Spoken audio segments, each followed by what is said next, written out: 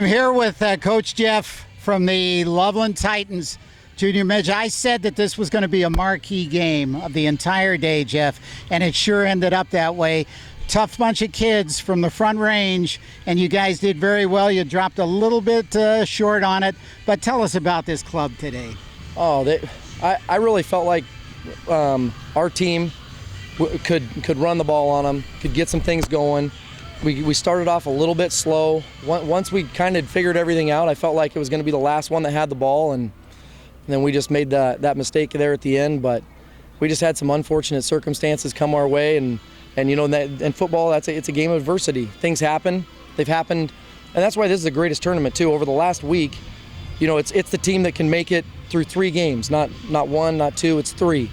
And you know, we had some things that happened in between the second and third game that were unfortunate, but that's why it's the greatest tournament. You got to make it through 3 games. So we fought hard, and I really felt like if you know, Nick didn't go down there at the end, I felt like we had him right where we wanted him. We were going to try and burn up most of the time, punch it in, and see if we could sneak out of here with a victory. So I tell you, you know, it was a battle between, by the way, for Port St. Lucie and Nick Wall for you guys. Yes. And sometimes that seems to happen in football. If one guy goes out for a series, a critical series or something, it's funny how the tide can turn. Even though it's a team game, they'll put a team on their back sometimes. Yeah. And when they fall or they're out of the action for a while, it can tend to turn things a little bit. Yeah, absolutely. It's, you know, because the team at that point was really riding Nick in terms of moving the ball and starting to try and control the football game.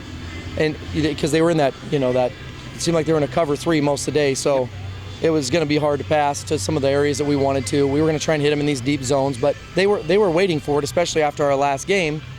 So we felt like we had to run the football, and it just... I'll tell you, it's incredible. In one of the articles, I called him Nick Stonewall. And I tell you, he ran that last touchdown of his where he carried 3 guys 11 yards into the end zone. Fabulous deal. If most people knew him, I'll tell you this. I mean, I could tell you a story about every single one of the kids on our team, but if when you look at Nick Wall, everyone should write his name down. I'm telling you, he is the most coachable kid you will ever find. He seemed very composed. Yeah, you can coach him on every single play. I mean, he can do something right, get 10 yards, and you can tell him, hey, try this, and he just always listens. And I got a bunch of kids like that. I don't want to, you know, give Nick all the credit. We have, you know, 21 kids over there that work so hard.